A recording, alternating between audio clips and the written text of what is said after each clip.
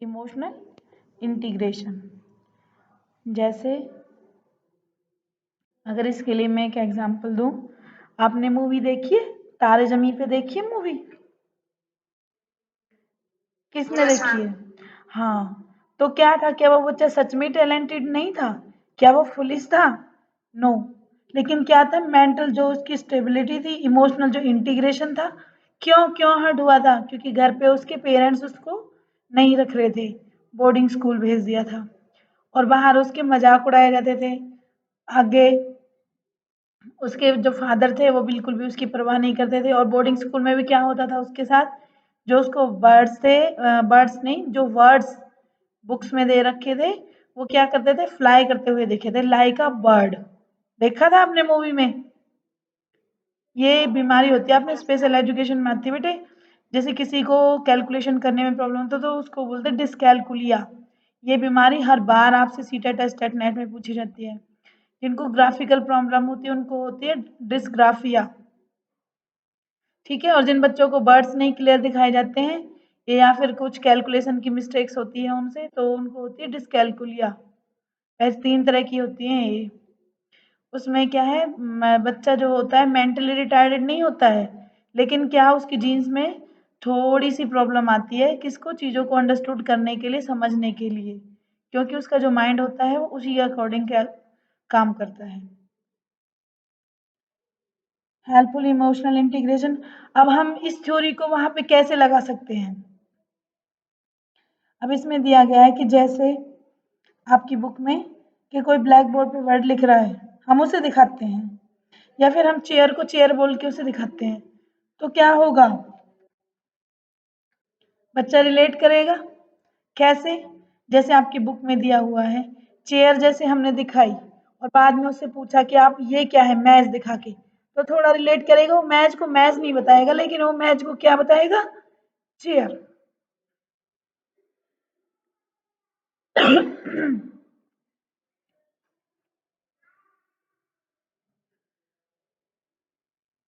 ये क्लियर हुआ आपको? एक बार मैं दोबारा से बता देती हूँ इसको, जो इमोशनल इंटीग्रेशन है इसका क्या है। इसका ये है बच्चा कि जैसे हमने किसी भी स्टूडेंट को, छोटे बच्चे हुए टीजीटी लेवल को, क्या दिखाया हमने, चेयर का फोटो दिखाया, बोल दिया ये चेयर है। लेकिन हमने उसके इमोशनल इंटेलिजेंस या इंटीग्रेशन जानने के लिए, मेंटली इंटीग्रेशन जानने के लिए क्या किया, उसको क्या दिखाया, दूसरा फोटो, मैच। तो क्या वो रिलेट करेगा? वो क्या रिलेट करेगा? वो मैच को क्या बताएगा? कुर्सी बताएगा। इतना वो रिलेट कर लेगा। इसी तरह से जैसे हम वर्ड्स पढ़ाते हैं, जैसे कई बार हम स्मॉल, कैपिटल और कर्सिव लेटर्स, क्या होती है, सबसे पहले कैपिटल लेटर्स सिखाए जाते हैं, तो क्या बच्चे रिलेट कर पाते हैं स्मॉल को? कैसे रिलेट करते हैं? वो कुछ नहीं रिलेट कर पाते, वर्ड्स का नहीं बेटे, वो सिंबल को। सिंबल कैसे, यानी ए फॉर एप्पल, तो क्या हुआ, एप्पल उसका सिंबल बन गया ना, जिससे वो समझ रहा है। आप लोग समझ रहे हो ना? तो एप्पल जो है, जैसे मैंने अभी चेयर का एग्जांपल दिया, अगर आप कोई भी फिर उससे के रिगार्डिंग आप उसको कोई और चीज दिखाओ, फॉर एग्जांपल आपने बॉल दिखाया, तो क्या बॉल को वो एप्पल बोल सकता है ना बच्चा? उसे क्या पता ये बॉल है, लेकिन वो क्या बोलेगी, एप्पल है। आपने ऑरेंज दिखाया तो क्या बोलेगा, एप्पल है। क्योंकि क्या देख रहा है वो, क्या देख रहा है कि जो तथ्य, जो फैक्ट जो उसके सामने, उसको सिंबलाइज करा गया है कि ये वो गोल है तो वो भी गोल है।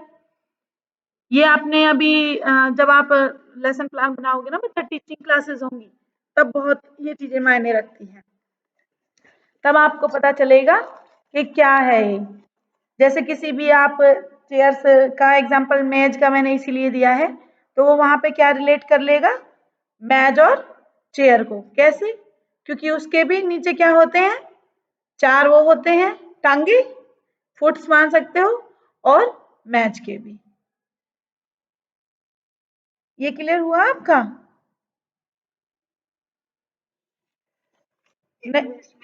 सही बताओ बच्चा, हो रहा है या नहीं हो रहा है? मैं दोबारा से करवाऊंगी वरना। और अफेक्टिव बिहेवियर, जैसे बिहेवियर चेंज हो गया है, फिर किसी की रुचि अरुचि है, ये तो अलग चीजें हैं। आपको ये एग्जांपल यहाँ तक क्लियर हुआ?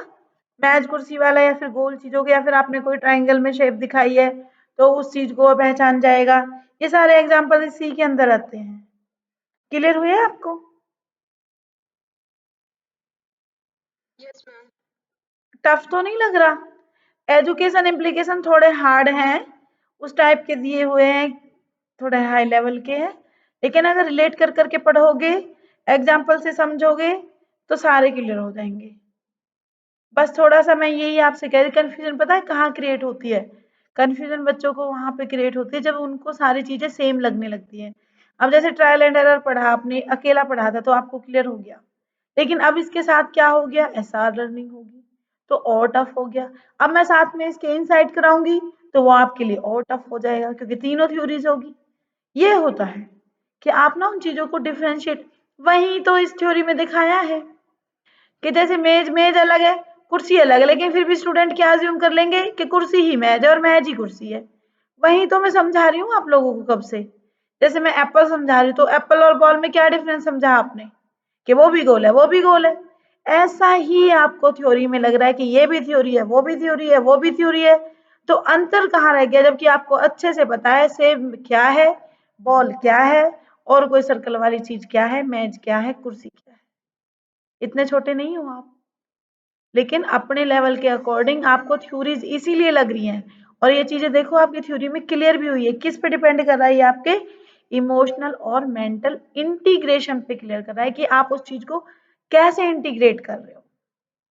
जबकि दोनों ट्रायल एंड एरर बिल्कुल अलग है और ये बिल्कुल अलग है, लेकिन आपको क्या हो गया है, इम्प्लीकेशंस को देख के वही सुपरस्टियस, अंधविश्वास या भ्रम, भ्रम पैदा हो रहा है कि अगर एग्जाम में हमसे पूछा जाएगा तो हम ऐसा ना कर दें कि हम उसके उसमें लिख दें उसके इसमें लिख दें।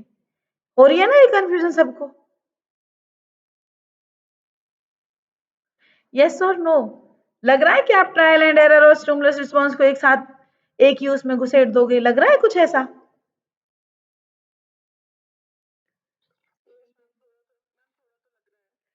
इम्प्लीकेशंस में, थ्योरी में नहीं, थ्योरी क्लियर है, एक्सपेरिमेंट भी क्लियर है, लेकिन जब इम्प्लीकेशंस की बात होती है ना तब होते हैं कंफ्यूज, कि ऐसा लग रहा है कि ये उसमें ना कर दें हम, लेकिन हमें उसमें सिर्फ एक चीज याद रखनी है, बार बार प्रयास और बार बार एरर और सफलता। इसमें सिर्फ एक चीज याद रखनी, एक प्रॉपर कंडीशन, स्टिमुलस देना और रिस्पांस लेना। अगर आप उसी को नजर में रख के पॉइंट को क्लियर करोगे बेटे, हर पॉइंट में ना एक्सप्लेन कर दो अपनी थ्योरी को। अगर बाय चांस यूनिवर्सिटी में आ भी गया या फिर आपको दोनों पूछ के उसने इम्प्लीकेशन मांग भी लिए तो और ज्यादा मुश्किल, तो सीधा आप थ्योरी डाल दो उसमें। हर जो जिस भी पॉइंट को आप क्लियर करो, चाहे सेम ही पॉइंट क्यों नहीं क्लियर कर रहे हो, जैसे हैबिट्स वाला सेम हो गया, रीइंफोर्समेंट सेम हो गया, पनिशमेंट सेम हो गया, रिवॉर्ड हो गया, नेचर हो गया, बिहेवियर हो गया, क्योंकि हर चीज में वही आ रहा है बार बार, तुम्हारा भी दोष नहीं है। इंटरेस्ट हो गया, एटीट्यूड हो गया, एप्टीट्यूड हो गया, ये सबका सेम है, क्योंकि हम इसके रिगार्डिंग ही तो थ्योरी दे रहे हैं। लेकिन आपको क्या याद रखना है, सिर्फ अपनी थ्योरी का एक्सपेरिमेंट आप साथ के साथ उसमें पॉइंट दो, पॉइंट के साथ साथ क्लियर कर दो कि इसमें कंडीशन रखी गई है, इसमें ये चीज रखी गई है, इसमें ये चीज, सीधा बोलो जैसे कि प्रयोग में बोला गया है या प्रयोग में कहा गया है, नीचे अंडरलाइन डाल दो। पढ़ने वाला खुद समझ जाएगा कि बच्चे ने थ्योरी की है, बच्चे ने थ्योरी पढ़ी है, बच्चे को एक्सपेरिमेंट याद है और वो पॉइंट के साथ क्लियर कर रहा है। ठीक है, फिर तो कोई प्रॉब्लम नहीं होगी। अगर आपको एक्सपेरिमेंट याद है तो आपसे, जैसे मैंने आपसे बोला कि भ्रम, तो आप दोनों थ्योरीज में बोला, ट्रायल एंड एरर में भी बोला और बेटे इसमें भी बोला, और दोनों में ही है, तो कैसे क्लियर करोगे आप मुझे जरा बताना, फिर मैं आपको बताऊंगी कैसे करना है। बताओ, भ्रम को कैसे दूर करेंगे, वहां पे भ्रम क्या है, एरर, ट्रायल एंड एरर में कैसे दूर किया, बार बार प्रैक्टिस करने से किया ना, उस थ्योरी में फर्क आ गया। यहाँ भ्रम क्या है, कंडीशनिंग में पता नहीं खाना उसको मिलेगा या नहीं मिलेगा, क्या है, सुपरस्टिशियस है उस चीज को लेके। वहां तो क्लियर है बच्चा, देखो उसको फिश दिखाई दे रही है, समझ रहे हो ना, कैट को फिश दिखाई दे रही है, क्लियर है उसका मोटिव। लेकिन यहाँ क्या है, सिर्फ एक बैल, लेकिन कंडीशन जो क्रिएट की जा रही है इसमें मेन क्या है, कंडीशनिंग।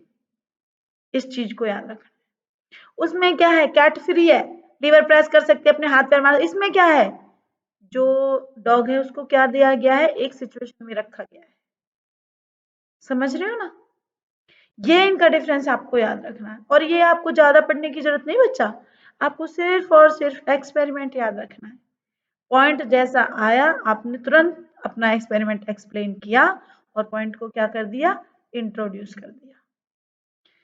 जो आपका एग्जामिनर होगा उसको भी क्लियर हो जाएगा और आपको खुद को क्लियर हो जाएगा कि हमें लिखना क्या है। अब तो आप लोगों को समझ आ जानी चाहिए according to me. Yes, ma'am. ठीक है, क्योंकि इतने तो आप लोग हो इंटेलिजेंट, इतना तो मुझे भी भरोसा है कि मेरे स्टूडेंट कितनी पावर रखते हैं अपने अंदर। बस अगर फिर भी लग रहा है कि डिफिकल्ट हो रहा है, हैवी हो रहा है, तो जो इसके इम्प्लीकेशंस है, इनके पॉइंट्स को ना आप अपने माइंड में रखो बेटे। जितने पॉइंट्स आप अपने माइंड से क्लियर करोगे ना, खुद समझोगे लॉजिक लगा लगा के। चाहे कोई भी कितना अच्छा टीचर आपको लॉजिक नहीं दे सकता, क्योंकि अपने फैक्ट्स को समझने के लिए लॉजिक्स। अब आपकी लाइफ में कोई थिंग घट रही है, कोई इंसिडेंट हो रहा है, तो लॉजिक कौन लगाएगा? खुद लगाते हैं ना, कि हमने ऐसा किया तो ऐसा हुआ। लगाते हो लॉजिक? कभी बैठ के लगाया है? नहीं लगाते या लगाते हो? नहीं लगाते? लगाते हो ना? घाटा, बढ़ा, जोड़ा, माइनस, ये सारी क्या है, लॉजिकल थिंग्स है। तो ऐसी हमारी एजुकेशनल क्या है, ये भी लॉजिकल है। और थ्योरी में तो बेटे आपको अपना लॉजिक लगाना ही पड़ेगा। रहे आपके पॉइंट्स के क्लियर ना होने की बात, कोई एक आधा अगर अटक जाता है, आपको नहीं क्लियर हो रहा है, तो फिर हम हैं। मैंने आप लोगों से बोल रखा है, व्हाट्सएप पे ग्रुप है, मेरा कांटेक्ट है आप लोगों के पास। ग्रुप में मैसेज कर सकते हो या मुझे पर्सनली मैसेज कर सकते हो, मेरे से पर्सनली कॉल कर सकते हो। जो आप लोगों की कुछ भी है, आपका एप्टीट्यूड है या मनोवृत्ति जिसको बोलते हैं, एटीट्यूड बना हुआ है, वो आप उसके रिगार्डिंग मेरे से बात कर सकते हो। ठीक है, ये आपकी ऑल लाइफ थ्योरी के बारे में, ना कि सिर्फ आपकी एजुकेशनल थ्योरी के बारे में। क्योंकि बेटे टीचर से अच्छा गाइड कोई नहीं हो सकता, और वो अपने स्टूडेंट के बारे में कभी कुछ नहीं सोचता। और यहाँ भी ये थ्योरी हमें यही सिखा रही है।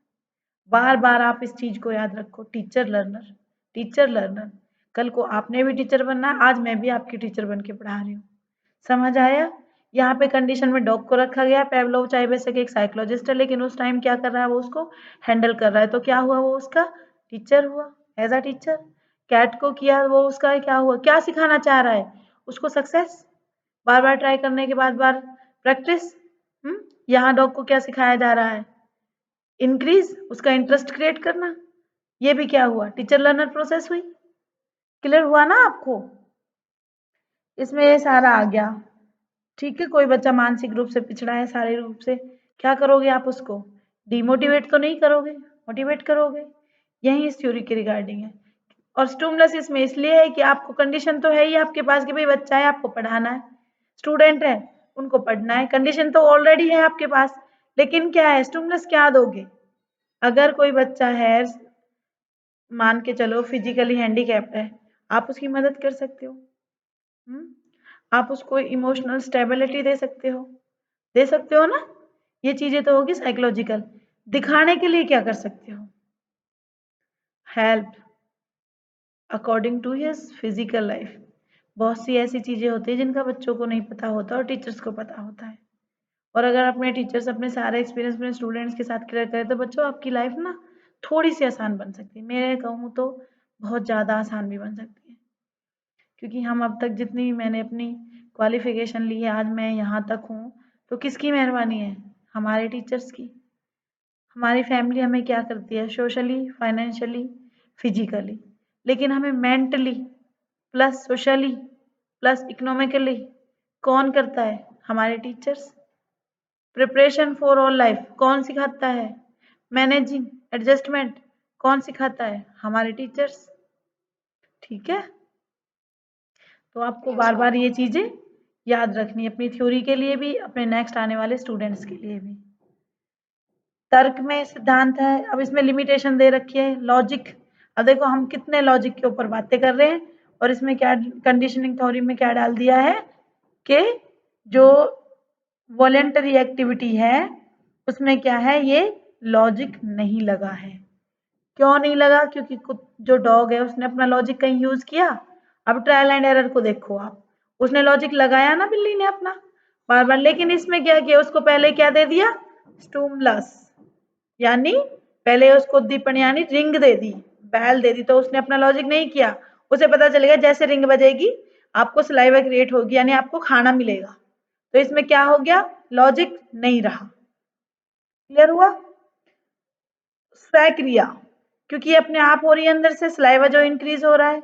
इसमें क्या है, इसको खुद को समझाने में, क्योंकि उसका रोल ही खत्म हो गया, सिर्फ वो किसके रिगार्डिंग काम कर रहा है, अगर बैल बज रही है तो सलाइवा इंक्रीज कर रहा है, खाना मिल रहा है तो खा रहा है, अपना रोल खत्म। ऊपर से उसे स्वतंत्रता भी नहीं, डिसिप्लिन में रखा गया है। ठीक है बच्चा, चिंतन नहीं है इसमें, ये पॉइंट आपको याद रखना है। दूसरा क्या है, पुनरावृत्ति, फैक्ट, मोटिवेशन, वातावरण कारक, इन सब चीजों से क्या क्या है, इनकी एक्सप्लेनेशन नहीं है। और क्या है, ये जो लर्निंग होती है ये क्या है, अस्थाई यानी परमानेंट नहीं होगी। अगर कुछ स्टिमुलस दिखाओगे तो याद रहेगा, अगर आपने स्टिमुलस नहीं दिखाया तो क्या वो याद रख पाएगा, नहीं, क्योंकि उसमें लॉजिक ही नहीं है। नेक्स्ट क्या है, ये बच्चों पर कम और पशुओं पर हम अप्लाई कर सकते हैं थ्योरी को। ये क्या है इसकी डिलिमिटेशंस। अब तो क्लियर हो गया होगा आप लोगों को। Yes, ma'am. और जो आपकी वो है